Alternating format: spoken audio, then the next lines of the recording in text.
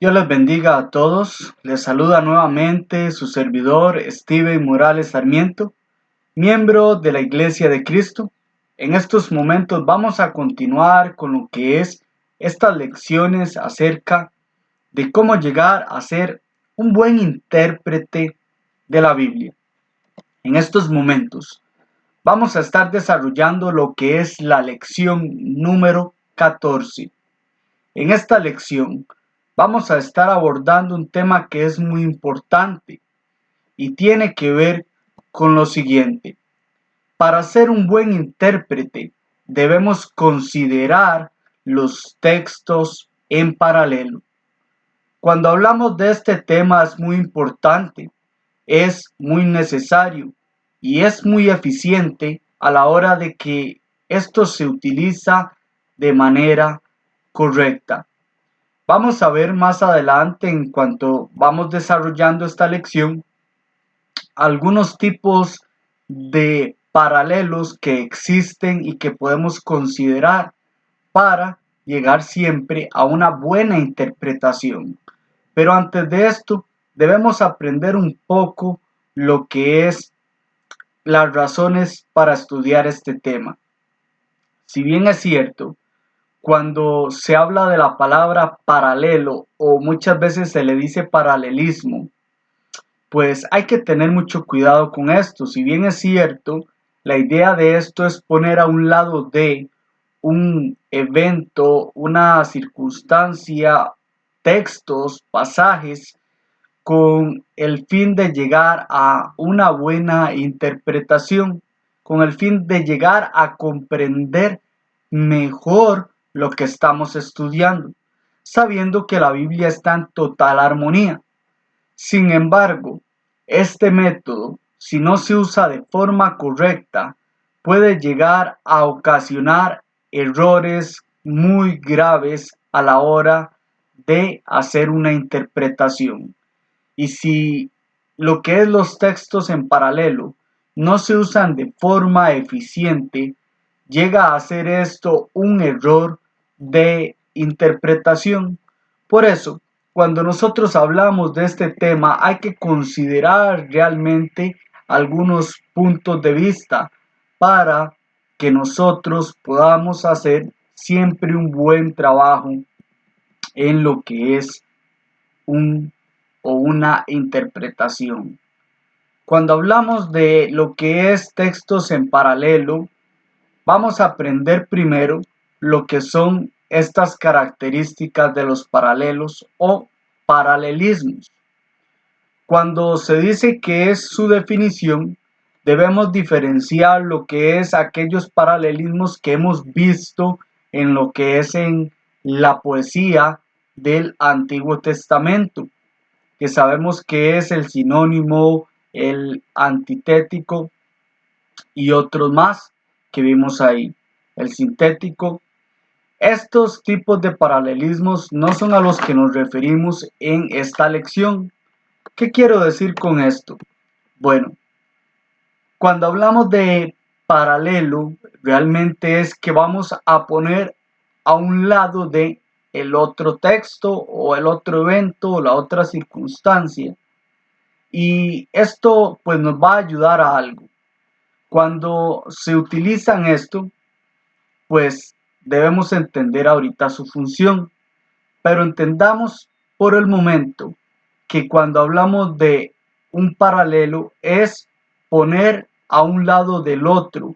Y esto es para llegar a dar mayor comprensión del texto o la circunstancia o el evento que se está considerando para dar a entender a las demás personas.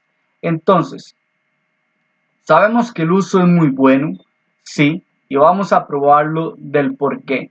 Pero también hay que saber que puede ser peligroso, recordando siempre que esto, si no se usa de manera adecuada, pues puede tener graves problemas. Debemos considerar que el hacer un paralelismo requiere de mucho cuidado, porque ni si nosotros explicamos mal o utilizamos mal un texto o doctrina como paralelo para dar a entender mejor el ejemplo que necesitamos hacer que los demás comprendan, podemos empeorar las cosas. Debemos tener cuidado en el contexto, los aspectos morales, el sentido común y las opiniones y lo que tiene que ver con conveniencia. Así que antes de esto, debemos saber siempre que lo que va a estar en primer lugar tiene que ver con respetar la doctrina, respetar el contexto, y hemos hablado en otras lecciones de esto, pero es necesario hacer un énfasis de ello en estos momentos. ¿Por qué razón? Porque se han utilizado de manera incorrecta, de manera inconsistente. Ahora, si hablamos de lo que son los paralelismos, debemos considerar que cuando se utilizan debe haber realmente una similitud. La similitud debe ir siempre en todo eso que se va a hablar, y es necesario que le haya para que las personas puedan comprenderlo mejor. Cuando uno explica uno y realmente le da a entender a las personas un ejemplo, lo que es el mandamiento, lo que se debe hacer, cómo se debe hacer, lo que no se debe hacer y lo que se puede hacer y que no viola el mandamiento y todo ello, pues cuando explicamos bien uno y ponemos a un lado el otro y lo explicamos, pues la gente lo va a entender de la mejor manera. ¿Por qué? Porque explicamos bien uno. Pero ¿qué pasa si el primero lo explicamos mal? Lo explicamos mal y el otro lo queremos hacer entender de la misma manera que el primero. Entonces pues los dos ejemplos o el ejemplo que se utiliza y el que se quiere dar a entender en esa lección, pues puede llegar a una conclusión totalmente errada. Por eso hay que tener cuidado. Ahora, estoy dando una similitud o un ejemplo de un tipo de paralelo, porque hay varios, vamos a verlos más adelante. Pero hay que aprender un poco lo que es la función. Si hablamos de la función, es poder hacer más fácil el entendimiento de lo que se está diciendo. Se pone un ejemplo a un lado para facilitar la enseñanza que se está dando. La función, cuando son textos paralelos, nos lleva o permiten interpretar la Biblia de manera eficaz y viendo que en ella misma hay total armonía. Si nosotros utilizamos un texto a la par y que realmente está contradiciendo lo que queremos probar o está contradiciendo otros textos de la Biblia, es allí donde no hay armonía. La Biblia desde el inicio a fin es totalmente consistente y hay total armonía. Así que es muy importante esto. La función paralela sobre un tema en diferentes textos de la Biblia nos permiten ver la Biblia desde una vista más amplia, y esto nos lleva a tener una buena interpretación de manera completa. Por eso, cuando hablamos de las funciones de un paralelismo o un paralelo, debemos entender que si nos llevan a entender mejor o a comprender mejor otro texto, nunca vamos a utilizar aquel texto con el fin de que pues nos ayude a entender pero contradiga otros textos de la Biblia. Eso no va a pasar. Realmente va a haber total armonía. Así que es muy importante que consideremos esto. Ahora, vamos a entrar a este punto que es pues los diferentes tipos de paralelos. Hay pasajes paralelos, hay eventos paralelos, hay fraseologías paralelas, realidades paralelas, palabras paralelas, sentido figurado en paralelo y la autoridad bíblica en paralela. Vamos a ver a qué nos referimos a estos puntos que quiero compartir. Probablemente si usted ha estudiado este tema haya visto algunos puntos de estos o otros que se utilizan, yo lo que hice fue pues minimizarlo a estos puntos y dar una explicación y utilizando algunos ejemplos de cada uno con el fin de poder entender mucho mejor lo que vamos a estar hablando. Por ejemplo, si nosotros hablamos de pasajes paralelos, los pasajes paralelos son aquellos que hablan del mismo tema. O sea, vamos a hablar de un tema y están esos pasajes que se está hablando de lo mismo en ellos. Aunque muchas veces se habla o lo dice una persona diferente o a un escenario diferente, pero es el mismo tema. ¿Como cuáles? Bueno, vamos a ver, por ejemplo, estos pasajes paralelos.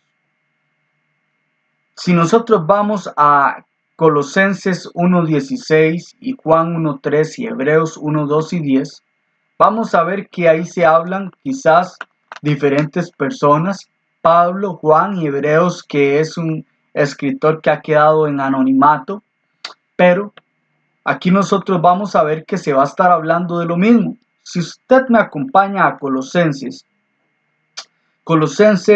capítulo 1, versículo 16, vamos a ver qué dice aquí. Porque en él fueron creadas todas las cosas, las que hay en los cielos y las que hay en la tierra, visibles e invisibles. Aquí, ¿cuál es el tema que se está hablando aquí? En él fueron creadas todas las cosas. ¿Quién es el creador que está hablando este texto? Está hablando de Jesús. Si nosotros vamos a Juan, al relato de Juan acerca de la vida de Jesús, vamos a encontrar en este texto que en el versículo 3 se nos da una información muy valiosa. Y dice, todas las cosas por él fueron hechas, y sin él nada de lo que ha sido hecho fue hecho. Aquí nosotros también vemos que se está hablando de la creación. ¿Y de quién? ¿Y quién fue el que lo creó? Exactamente, sabemos que el texto está hablando de la misma persona, está hablando del mismo tema, del mismo asunto. Si vamos a Hebreos capítulo 1, aquí vamos a encontrar también algo similar. Acompáñenme en Hebreos capítulo 1 y leamos, por ejemplo, el versículo 2 o el versículo 10 exactamente. Y tú, oh Señor, en el principio fundaste la tierra, y los cielos son obra de tus manos. ¿Vemos aquí estas palabras? Si vamos al versículo 2, dice, en estos postreros días nos ha hablado por el Hijo, a quien constituyó heredero de todo y por quien asimismo hizo el universo. Si vemos aquí, estamos hablando de por quién fueron creadas todas las cosas. Qué hermoso es este pasaje. Nosotros podemos utilizarlos cuando hablamos con una persona.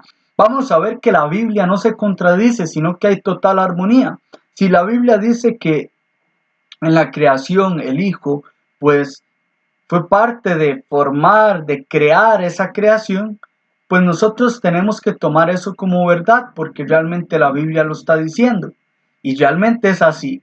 Pero tenemos no solamente un texto, tenemos dos textos, tenemos tres textos, y quizás hayan otros más, pero tenemos estos tres textos que nos pueden probar que aquí lo vemos en esta gran escena en cuanto a lo que es la creación del mundo, la creación del universo. Así que esto es importante que lo tomemos en cuenta. Podemos ver otro ejemplo. Aquí vamos a ver dos cartas donde las escribe el apóstol Pablo y otra este escritor de los Hebreos. Si vamos aquí a Colosenses, vamos a ir aquí a Colosenses un momento y vamos a ver algunas pues palabras que están aquí. Vamos a ver la redención que es por medio de la sangre de Cristo. Vamos a ver que aquí en este versículo se va a hablar de lo mismo en los tres versículos o los tres textos que vamos a utilizar. Vamos a Colosenses 1:14, dice, en quien tenemos redención por su sangre, el perdón de pecados. concuerda también con Mateo 26, 26 en adelante, 26, 28 exactamente. También lo podemos utilizar. Si utilizamos aquí lo que es Efesios, nos vamos a Efesios, nos devolvemos un poquito y vamos también al capítulo 1 y nos vamos al versículo 7, dice, en quien tenemos redención por su sangre, el perdón de pecados. Vemos que se está hablando de lo mismo en esa parte, totalmente, son pasajes en paralelo. Si vamos a lo que es el libro de los Hebreos, que es un maravilloso libro donde nos presenta la superioridad de Cristo en todo el sentido de la palabra, donde se muestra que es superior a todo lo que tiene que ver con la ley o el antiguo pacto, pero vamos a encontrar aquí también un dato que es sumamente importante en este texto, que también hay total unidad con lo que venimos hablando. Dice el versículo 18, pues donde hay remención de estos, no hay más ofrenda por el pecado. ¿Aquí remención de qué? Del pecado. Sí.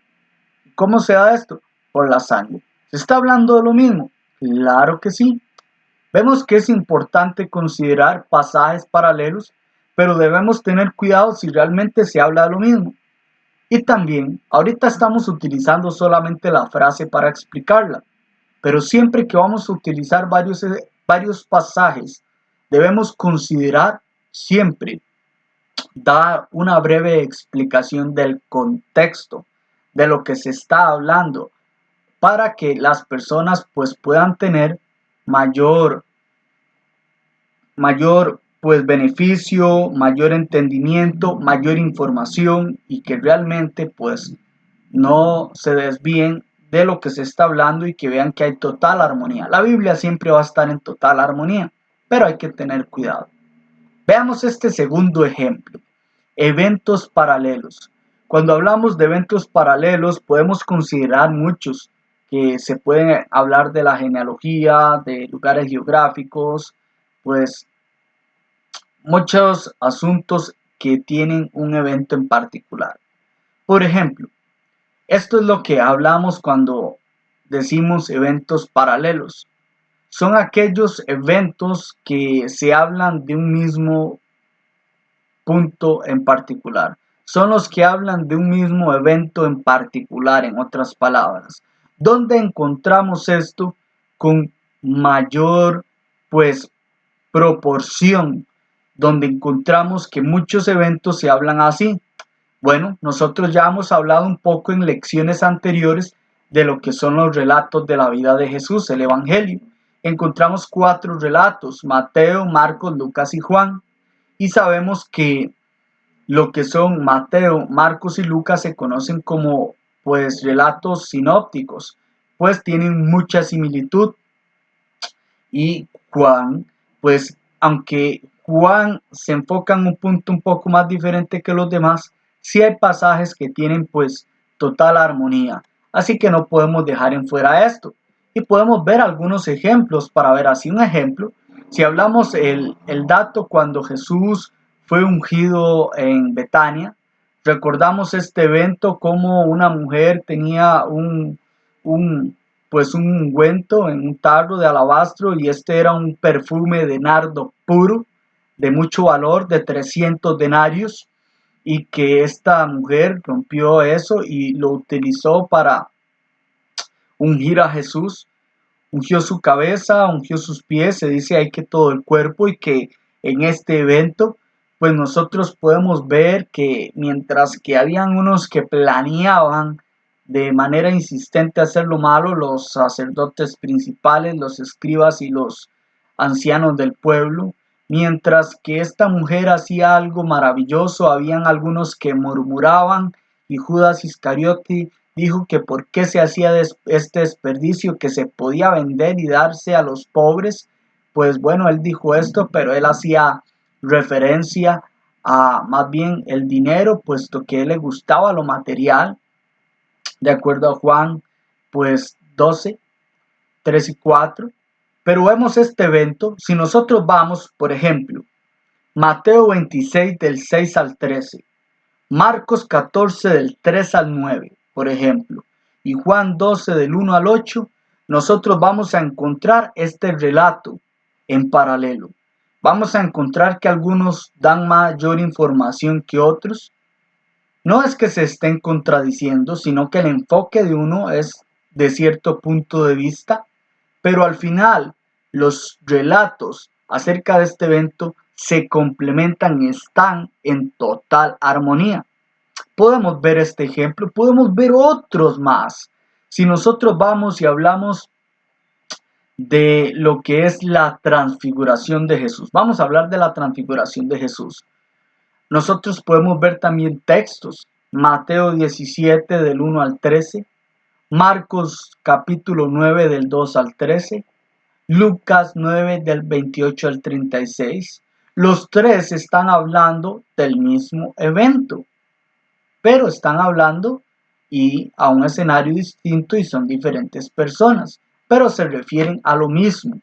Encontramos en estos relatos mucha información, no solo estos, hay muchos, algunos que se enfocan en hablar de la niñez de Jesús, algunos hablan cierto punto de vista, algunos no, algunos solamente hablan de lo que es la genealogía y tienen un enfoque diferente, algunos lo hacen enfocándose en la genealogía legal, el otro en la genealogía biológica, por ejemplo Mateo y Lucas, de la misma manera como lo mencioné. Vemos estos datos cuando hablamos de la muerte, cuando hablamos de la sepultura, cuando hablamos de la resurrección.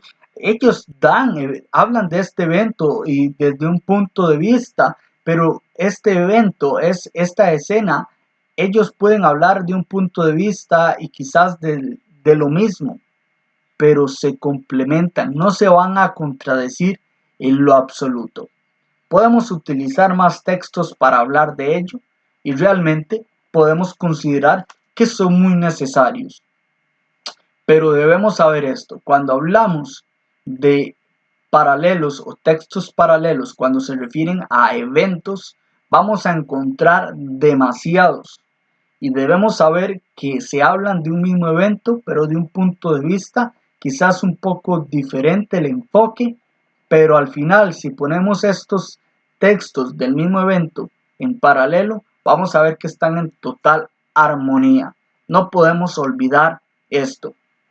Vamos a hablar ahora del otro, fraseologías paralelas. Cuando hablamos de fraseologías, hay algo que debemos comprender. Cuando hablamos de esto, es cuando las palabras tienen que ver aquí con que la fraseología, los conceptos son similares. Ahora, escúchese bien, es cuando los conceptos son similares. Pero también está cuando la fraseología es igual, pero los conceptos son totalmente diferentes. Y es allí, y esto es un ejemplo en el cual debemos tener cuidado. Tienen uso totalmente diferente. Por ejemplo, si vamos a Mateo, vamos al relato de la vida de Jesús de acuerdo a lo que nos da Mateo, inspirado por supuesto por el Espíritu Santo. Mateo 24, versículo 43. Mateo 24, versículo 43, dice de la siguiente manera. Dice así: pero sabes de esto. Dice, pero sabes de esto, que si el padre de familia supiese a qué hora el ladrón habría de venir, velaría y no dejaría minar su casa. Aquí vamos a ver este ejemplo y vamos a verlo con la misma fraseología en Lucas 12:36. Vamos a ver aquí Lucas 12:36 que dice así: y vosotros sed semejantes a hombres que aguardan a que su señor regrese de bodas, para que cuando llegue y llámela, le abran enseguida.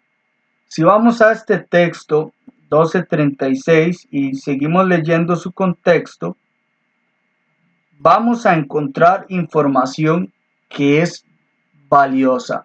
¿En qué sentido? Vemos que aquí la fraseología o que se habla aquí tienen que ver o están queriendo llegar a decir lo mismo aquí. Están hablando del evento y verdad y cómo deben estar preparados. En otras palabras, y que no se sabe cuándo, pero deben estarlo. Hay que estar vigilante. Pero también hay textos que se utilizan las mismas frases iguales, pero el concepto es totalmente diferente. Y es aquí donde hay que tener cuidado, mucho más si hay textos que son un poquito más poéticos que el otro. Vamos a ver, por ejemplo, Salmo 91, perdón. Si vamos al Salmo 91, un bonito salmo, claro que sí, por supuesto, como todos, es palabra de Dios.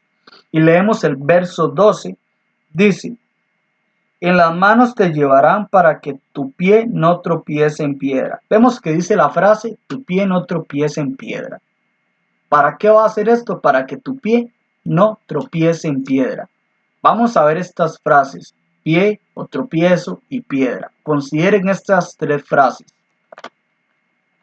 Y leamos ahora lo que es Primera de Pedro capítulo 2. Escúchese bien, Primera de Pedro capítulo 2, versículo 8. Primera de Pedro capítulo 2, versículo 8. Dice de la siguiente manera, y piedra de tropiezo y roca que hace caer. Aquí se utiliza piedra de tropiezo y roca que hace caer. Pero aquí es totalmente diferente el concepto. Las frases, las palabras son iguales, pero en una está diciendo para que su pie no tropiece y aquí dice que es porque tropiezan. ¿En qué tropiezan? El contexto lo dice. Porque tropiezan en la palabra siendo desobedientes a lo cual fueron también destinados. Es aquí importante esto que lo tomemos en cuenta.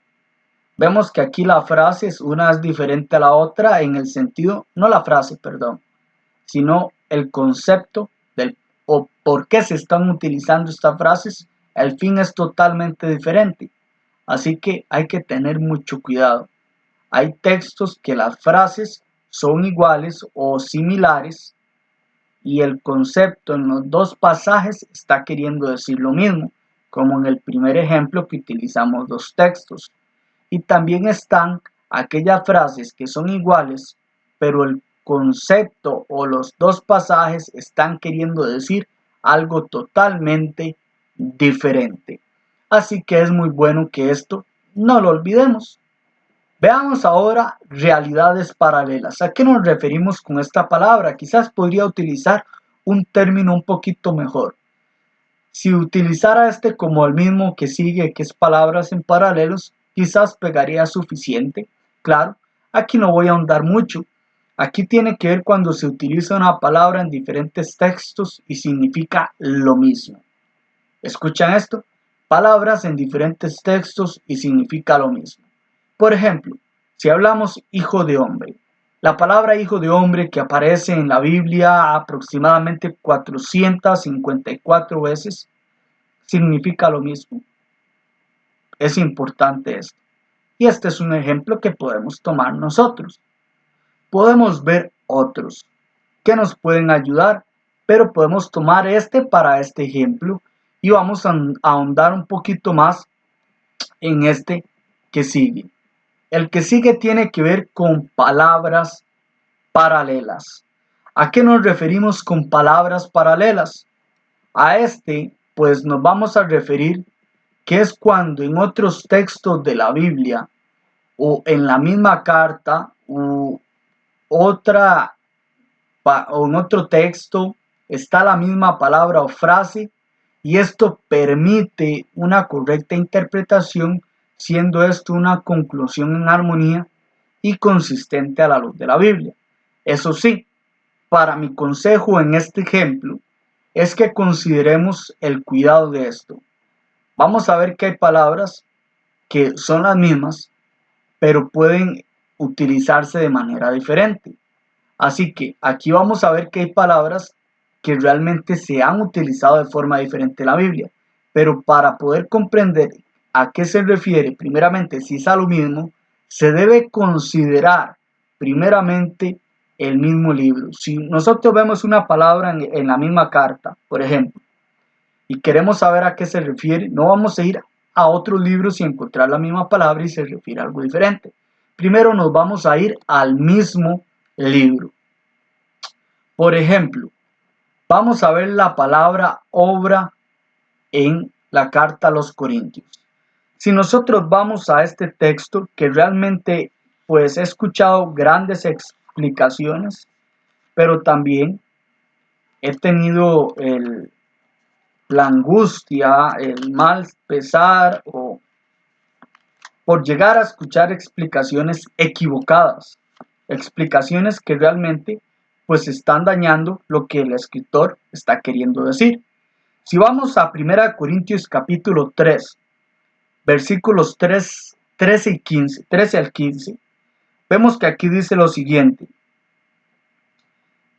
Dice, la obra de cada uno se hará manifiesta, porque el día la declarará, pues por el fruto será revelada. Y la obra de cada uno, cual sea el fuego, la probará. Si permaneciere la obra de alguno que sobreedificó, recibirá recompensa. Si la obra de alguno se quemare, él sufrirá pérdida, si bien él mismo será salvo, aunque así como por fuego. Vemos aquí estas palabras que son muy importantes. Muchas personas han utilizado esta palabra obra para referirse a lo que no es. Pero vamos a ir a la misma carta para saber lo que es. Y que vamos a ver aquí un texto paralelo que nos va a ayudar con la palabra. O sea, que este texto nos da la palabra en paralelo. Si vamos a esta misma carta al capítulo 9, versículo 1, cuando el apóstol pues muestra sus derechos y por qué no hizo uso, aquí vamos a ver las palabras que dice en el versículo 1 y nos van a ayudar a lo que estamos hablando. Dice, ¿no soy apóstol? ¿No soy libre? ¿No he visto a Jesús, el Señor nuestro? Y es esta última pregunta retórica que hace. ¿No sois vosotros mi obra en el Señor? Entonces, ¿a qué se está refiriendo con obra? Se está refiriendo a personas. Así que es muy importante considerar. ¿A qué se refiere en el contexto? A personas. Veamos otra palabra en otra carta y que el mismo texto nos va a ayudar a poder entenderlo mucho mejor. Vamos a la maravillosa carta, así como todas, pero vamos a ir a esta maravillosa carta que es la epístola a los romanos. Por el apóstol Pablo y pues utilizó un amanuense. Pero vamos a leer aquí el capítulo 1, versículo 13. Si leemos Romanos capítulo 1, versículo 13, vamos a encontrar una palabra que es fruto y que se ha utilizado de formas muy inconsistentes.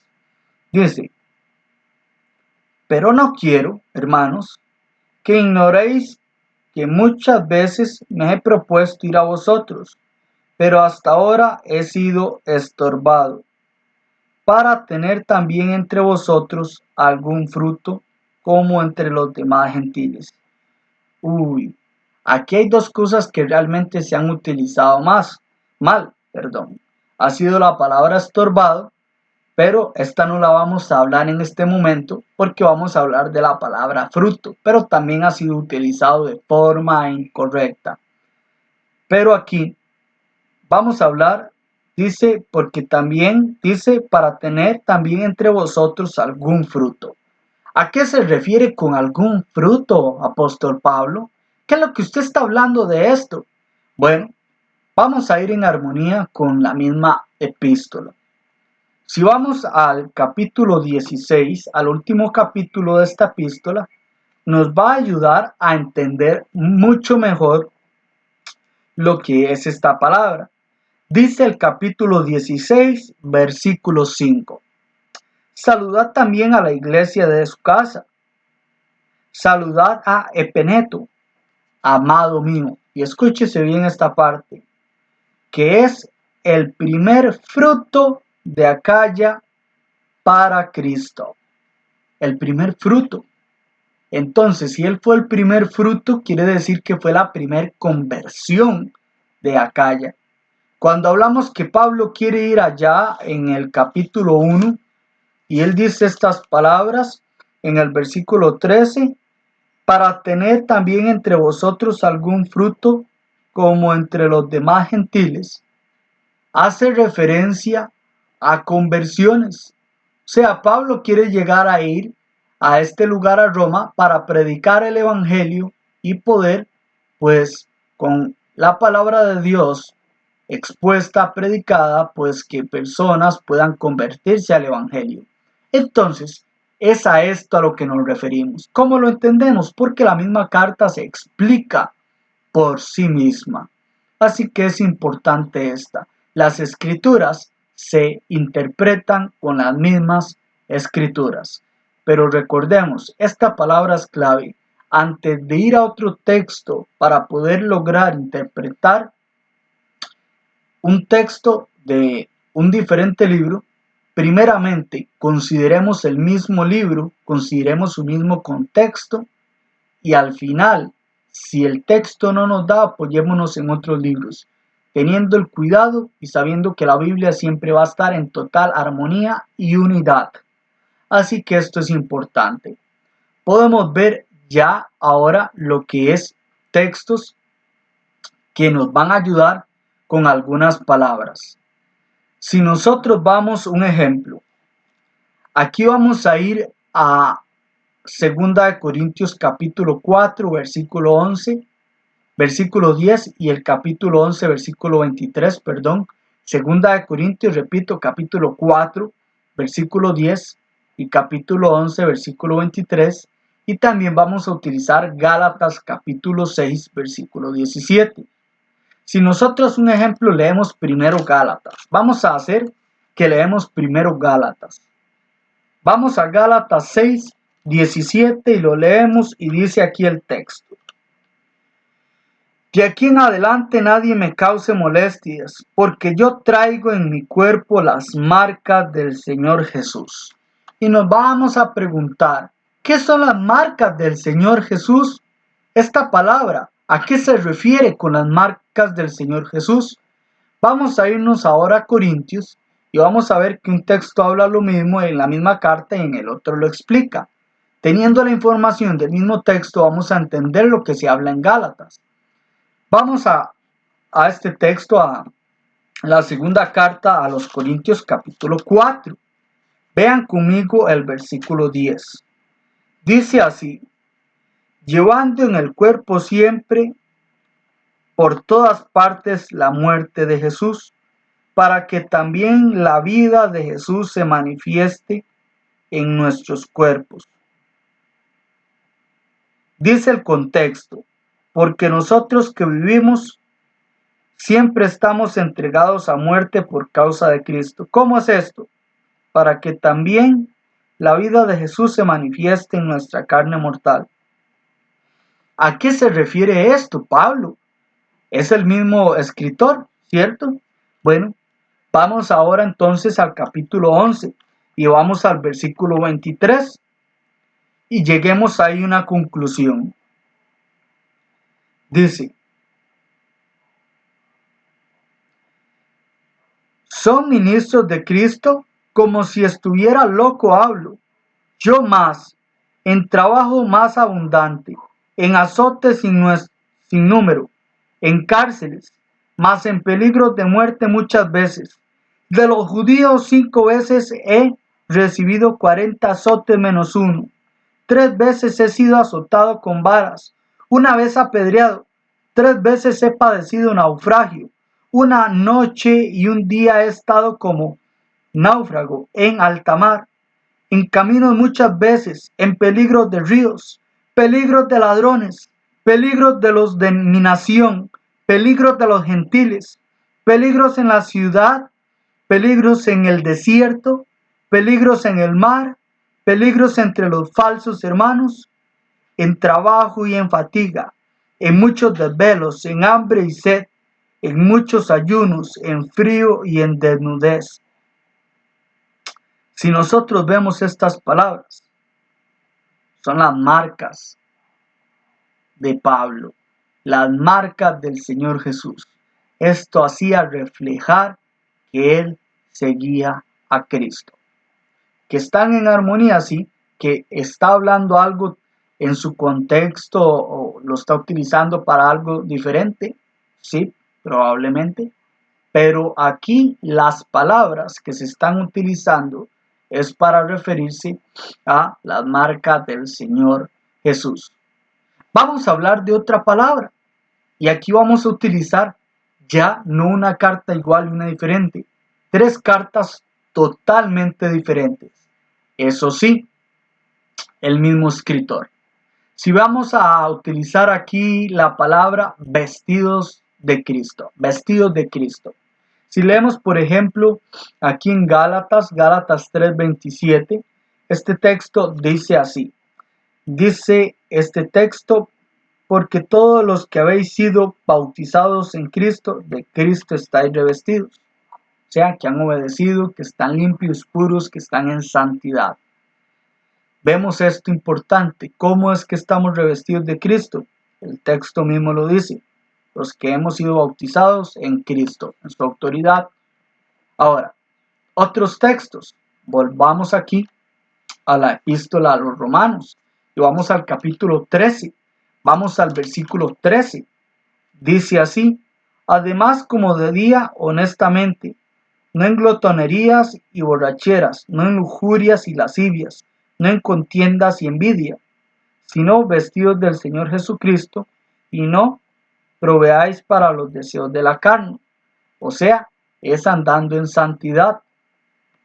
Si vamos a Colosenses 3, 12 y 14, vamos a encontrar palabras también aquí de el apóstol Pablo que utiliza, que son iguales a estas otras. Colosenses 3, capítulo 12. Dice así. Dice, vestidos pues como escogidos de Dios. ¿Cómo? Santos y amados, de entrañable misericordia, de benignidad, de humildad, de mansedumbre, de paciencia. ¿Cómo es estar vestidos de Cristo? ¿Cómo se inicia?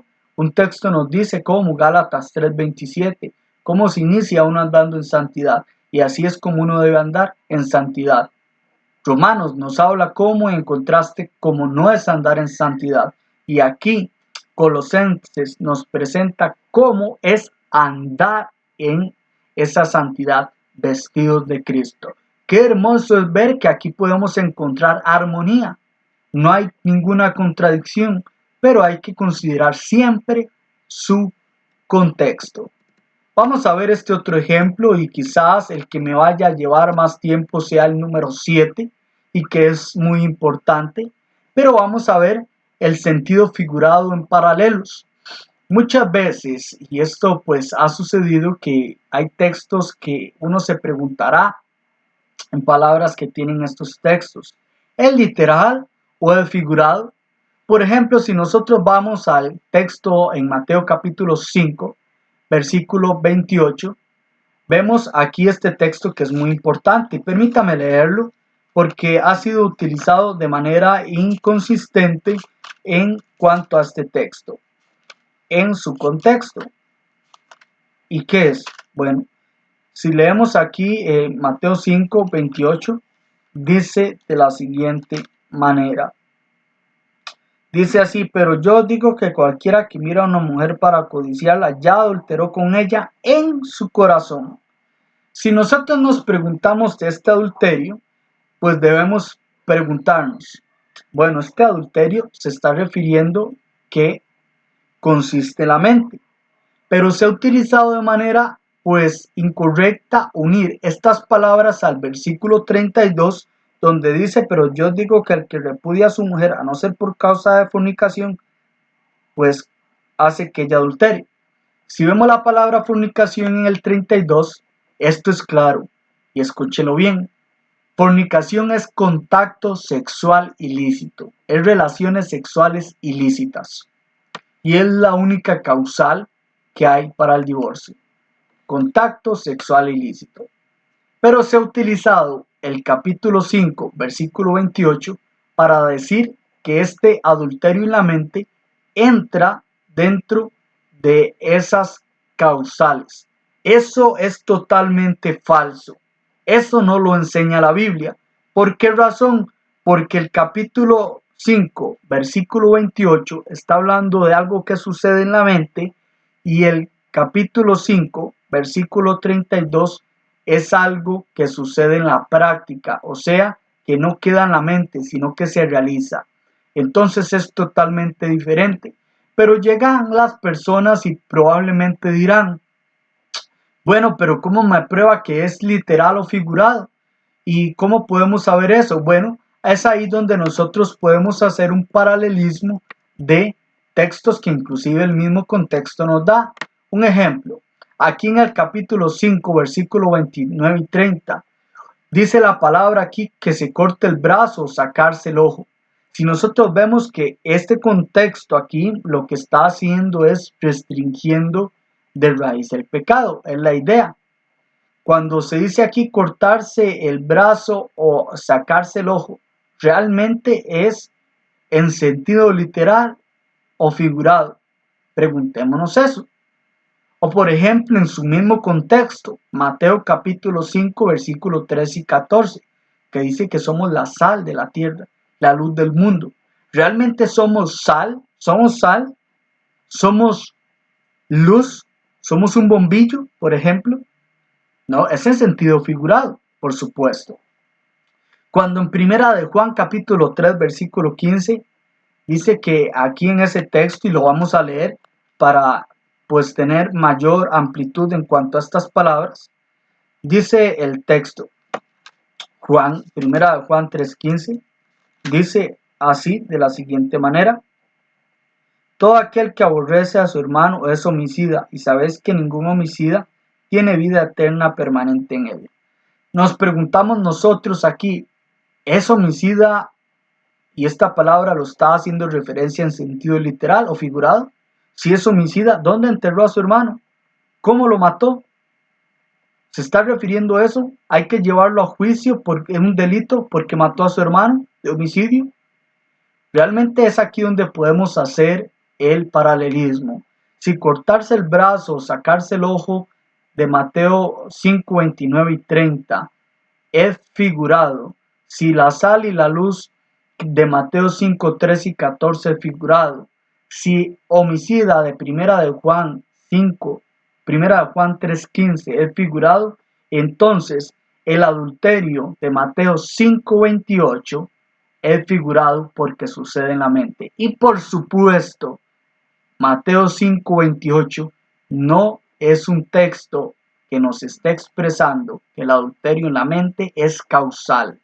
No es causal. La única causal la vemos en Mateo 5:32 y Mateo 19:9, donde la única causal es contacto sexual ilícito. Entonces, esto nos va a ayudar para aquellos paralelismos y que realmente podemos utilizar o paralelos para pues probar un punto de vista que inclusive puede ocasionar, si digamos, no como la manera que lo expliqué, dando a entender lo correcto y lo que no, pero si se utiliza la palabra de la forma incorrecta, esto sería una falsa doctrina, por supuesto, y podría llevar a muchas personas a la perdición. Por lo tanto, hay que tener mucho cuidado y por eso es un beneficio utilizar este paralelismo. Es muy importante que lo consideremos. Déjenme hablarle en estos momentos de lo que es el último paralelo, que es la autoridad bíblica en paralelos. Cuando hablamos de la autoridad bíblica o para probar algo que es autoritativo y que no, en qué se puede usar el sentido común y que no, pues se utilizan varios ejemplos donde la Biblia establece la autoridad de lo que se debe hacer. cómo se debe hacer, lo que la Biblia enseña y cómo podemos sí usar el sentido común sin que viole esa autoridad. Entonces se utilizan varios ejemplos a un lado con el fin de poder probar un punto. Entonces eso es lo que vamos a hacer. Por ejemplo, se ha alegado que como Dios no autoriza, escúchese bien esto, como Dios no autoriza el uso de los instrumentos mecánicos musicales, pues de la misma manera no autoriza las escuelas de predicación. Utilizan este paralelo así y usan esto de manera equivocada. Y vamos a ver más adelante por qué utilizando correctamente este paralelo. Pero utilizan Efesios 5, 18 y 19 y Colosenses 3, 16. Muestran lo que es autoritativo, pero lo ponen aquí, vea, aquí autoriza esto y esto no lo autoriza. Entonces hacen, pues le dan fuerza a esto y lo que hacen es desacreditar que las congregaciones no puedan tener escuelas de predicación. Y pues esto realmente nos vamos a preguntar, ¿será que es cierto? Bueno, vamos a ver que la Biblia realmente, claro que sí lo autoriza y vamos a hacer un paralelismo de qué es lo que autoriza. Escúchese bien, qué es lo que autoriza y qué es lo que no autoriza. ¿Qué es lo que puedo hacer y qué es lo que no puedo hacer? Así que es importante esto. Vamos a ver algunos textos aquí. Por ejemplo, vamos a utilizar 4 textos como bases para este paralelismo y quiero que los anoten. Y los 4 ejemplos que vamos a utilizar. Vamos a hablar para el mandamiento que es cantar. Vamos a utilizar Efesios 5:19. Escúchese bien, Efesios 5:19. Este va a ser el primero. El segundo que vamos a usar es el mandamiento de congregarse, que es Hebreos 10:25. Y el tercero que vamos a utilizar es el mandamiento de orar. Y vamos a utilizar aquí Efesios 5:20 y Primera de Timoteo 2:8. Y el número 4 que vamos a utilizar aquí es el mandamiento de, pues, preparar a obreros para la predicación, el mandamiento del encargo. Y es aquí donde vamos a utilizar Segunda de Timoteo, capítulo 2, versículo 2. Entonces estos 4 textos los vamos a utilizar en paralelo y vamos a explicar cada uno. Y aquí es algo muy importante, vamos a explicar pues lo que es el mandamiento, lo que se debe hacer, lo que no se debe hacer, lo que es permisivo y obviamente explicar cada uno con mucho cuidado, eso sí, y respetando, por supuesto, la autoridad bíblica. Pero con uno se va a entender el otro. Y el fin es probar cómo la Biblia autoriza, pues, lo que es las escuelas de predicación. Por supuesto, debemos considerar que aquí no vamos a entrar en el detalle en cuanto a la definición, pero está la definición, claro que sí, está el concepto y eso nos ayuda suficiente. Pero vamos a hablar, por ejemplo, el mandamiento es cantar. Si nosotros leemos, por ejemplo, Efesios capítulo 5, texto maravilloso, por supuesto, es palabra de Dios. Este texto dice de la siguiente manera.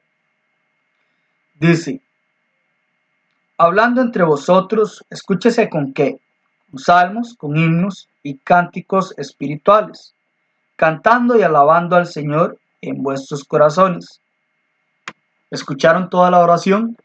Entonces, vamos a ver que aquí el texto nos revela una información. El mandamiento que el texto nos está hablando aquí es cantar. Ese es el mandamiento. ¿Qué es lo que no es un mandato y que no se le puede agregar? El uso de instrumentos musicales. No. ¿Por qué? Porque el texto está diciendo que el mandamiento es cantar y está diciendo con qué se debe cantar. El mismo texto y armonía con Colosenses 3:16, aquí nos está diciendo con salmos, con himnos y cánticos espirituales. Y dice cantando y alabando al Señor. ¿En dónde? En vuestros corazones, o sea, donde hacemos las melodías aquí. Si leemos el texto de Colosenses 3:16, vamos a ver que también nos dice un detalle interesante. Dice, la palabra de Cristo more abundantemente en vuestros corazones. Dice, en vosotros, enseñándonos y exhortándonos unos a otros en toda sabiduría. ¿Cantando con qué? Con gracia en vuestros corazones al Señor, con salmos e himnos y cantos espirituales. El mandamiento es cantar y es utilizar salmos, es cantos e himnos espirituales. Así que es así en vuestros corazones. Así que es importante esto. El mandamiento es cantar. Entonces, ¿dónde se puede usar el sentido común sin violar el mandamiento? Recuérdense que el mandamiento es cantar, pues con salmos, himnos y cánticos espirituales, y es usando la voz, ¿verdad? Es cantando. Así que este es el mandato, y esto es claro. Esto no se puede violar, no se le puede agregar. Pero ¿cómo podemos cumplir este mandato de la mejor manera sin violar el mandamiento? Utilizando el sentido común. Bueno, es aquí donde nosotros podemos decir, en la postura, sentados o de pie, lo que utilizamos que tenga el contenido del canto, escúchese bien, puede ser un proyector donde pues dé toda la letra del canto, puede ser en el celular que esté digitalmente el canto, puede ser en un librito donde estén ahí los cantos, pero tenemos el contenido. Y eso nos está ayudando de una manera a hacerla mejor. ¿Cómo lo haría usted mejor? Bueno, a mí me gustaría usar un proyector. Así pues todos veríamos hacia el proyector. Y pues eso serviría pues y se ahorraría muchas cosas. Ahí podemos usar el sentido común. Donde también en el lugar. Podemos hablar del lugar. Podemos reunirnos todos en un local, un edificio, en un parque, en una casa. ¿Puede hacerse así? Por supuesto que sí. Pero ¿cuál es el mandamiento? El mandamiento es cantar, solamente utilizando la voz. ¿Entendemos ahí el mandamiento?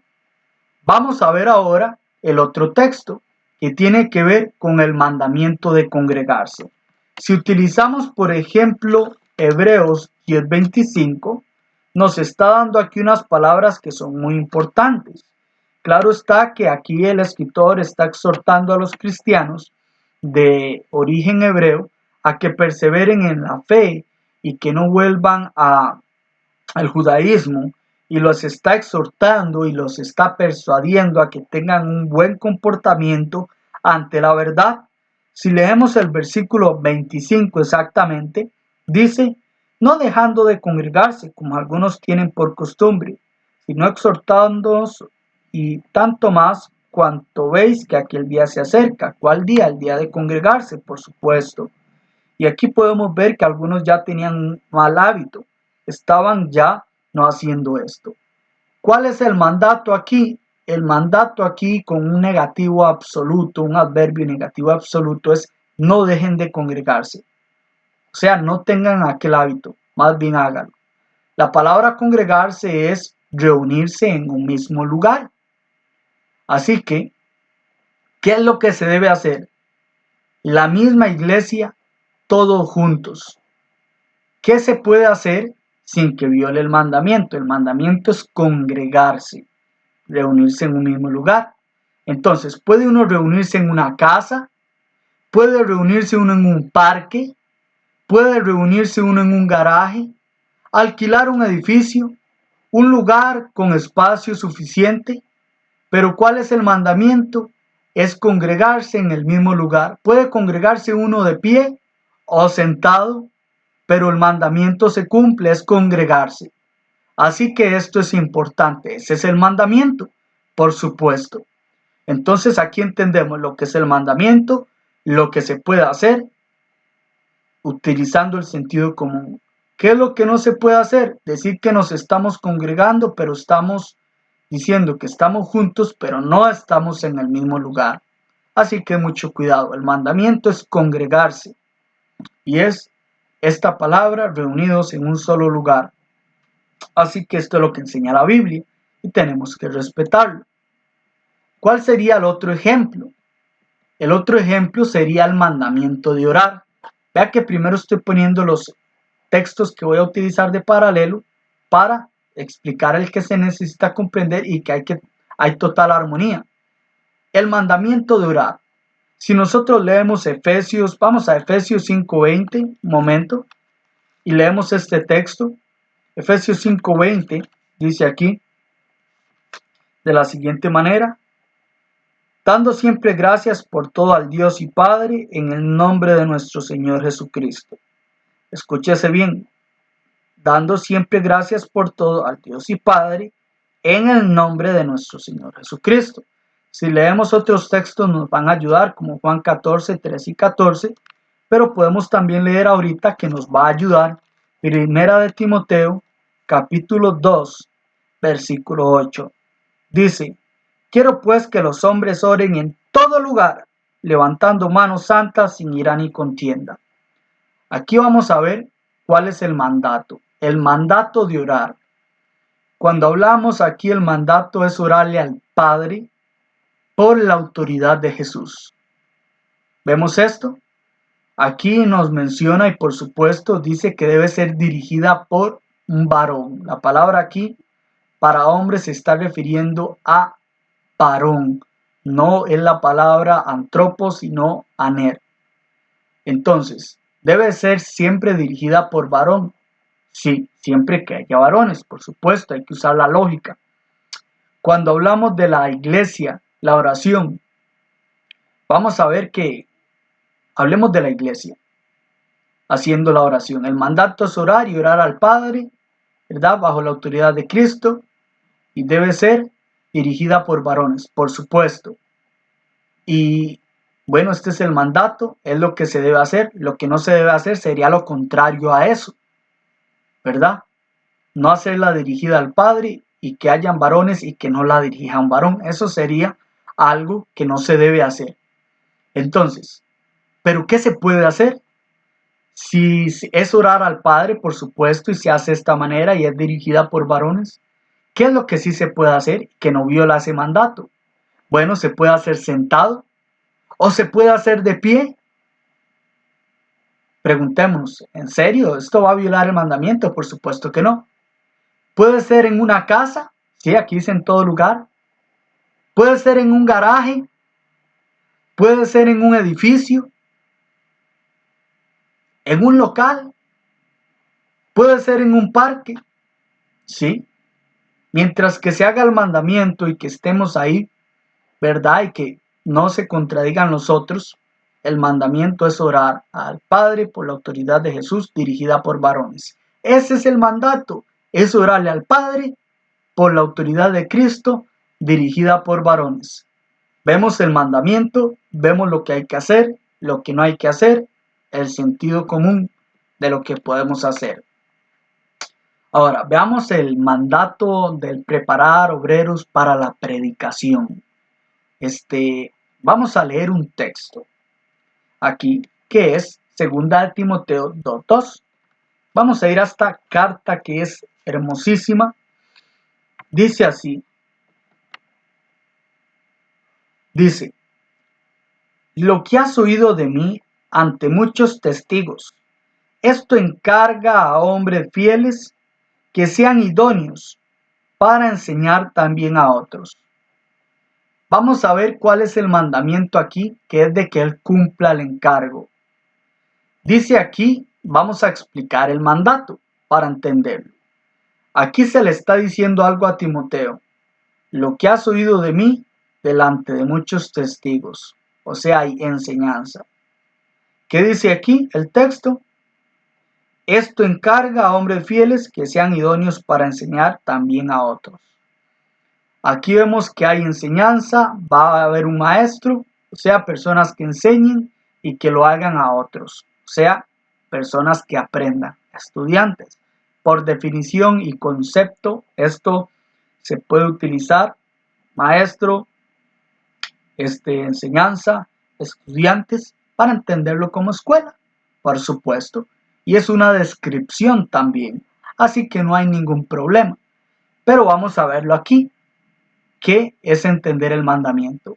El mandamiento nos dice que debe ser por cristianos, ¿sí? Debe ser lo que escuchó del apóstol Pablo, o sea, doctrina, es lo que tenemos aquí. ¿A quienes? A cristianos para que sean idóneos, o sea, tanto en material, tanto en habilidad. Entonces entendemos aquí que este es el mandamiento. Entonces, el mandamiento directo aquí es encargar a hombres que sean idóneos lo que escuchó de Pablo para que ellos lo enseñen a otros. ¿Qué es lo que se debe hacer? Se debe enseñar, sí, por cristianos. Timoteo era cristiano, por supuesto. Debe ser la doctrina, sí, y a otros para que enseñen a otros. Entonces aquí vemos esto. ¿Qué es lo que no se puede hacer? Y que el texto, pues nosotros lo debemos entender. Que lo enseñe a alguien que no sea cristiano y preparado, ¿verdad? Timoteo estaba preparado, lo que había escuchado de Pablo delante de muchos testigos. Que no vaya a enseñar doctrina y que no lo enseñe a personas para que sean idóneos, para que enseñen a otros. Esto sería lo lógico, porque el texto, pues así lo podemos entender. Pero aquí podemos preguntarnos cómo podemos usar el sentido común sin que viole el mandamiento de enseñar a otros, de enseñar la doctrina y a personas que sean aptas para enseñar a otros. Por supuesto hablamos de cristianos, porque dice que tienen que ser fieles. ¿Cómo podemos nosotros preguntarnos que no viole, verdad? Y que podamos usar el sentido común. Bueno, nos podemos preguntar si yo enseño, ¿puedo hacerlo de pie o lo puedo hacer sentado? Lo que utilizamos para que tenga el contenido de la enseñanza. Podemos utilizar una laptop, podemos usar una tablet, podemos usar una pizarra o un proyector. Preguntémonos esto, ¿estamos cumpliendo el mandamiento? Esto nos está ayudando a hacer el mandamiento de la mejor manera. Estamos utilizando algo y sin violar el mandamiento. Entonces, ¿podemos utilizarlo? Por supuesto que sí. Usemos el sentido común. Ahora, hablemos del lugar. El texto nos dice que se prepare a otros. ¿Dónde podemos hacerlo? ¿Podemos hacerlo en un barco? ¿Podemos hacerlo en un parque? ¿Podemos hacerlo en un garaje? ¿Podemos hacerlo en la casa? ¿Podemos hacerlo de manera virtual? ¿Podemos hacerlo en el mismo local donde se reúne la congregación? ¿Podemos utilizar el local que está a la par? Preguntémonos eso. ¿Viola eso el mandamiento? No, por supuesto que no. Hay que usar el sentido común. Así que si nosotros vemos aquí este paralelismo, vamos a ver que el mandamiento es que personas que hayan sido preparadas enseñen la doctrina a otros que son fieles para que sean aptos para que lo enseñen a otros. El mandamiento es el encargo de preparar a obreros para que ellos enseñen a otros. Así que de la misma manera como tenemos el mandamiento de cantar, el mismo mandamiento de congregarse, el mismo mandamiento de orar, pues también está el mandamiento del encargo para preparar a otros. Sabemos cuál es el mandamiento, lo que se debe hacer, lo que no se debe hacer, lo que se puede utilizar para hacer el mandamiento mejor. Y en ninguno de estos 4 ejemplos que utilicé como paralelos, pues vamos a ver que ninguno viola el mandamiento directo. Así que en esta lección aprendimos entonces lo que es estos 7 puntos, esperando, mis amados hermanos, que realmente sea de mucho beneficio, de mucho provecho y que así como esta clase me ha hecho a mí crecer y la comparto a ustedes, pues puedan seguir adelante y siempre con la intención, con la humildad de querer llegar a ser un buen intérprete de la Biblia. Que Dios les bendiga.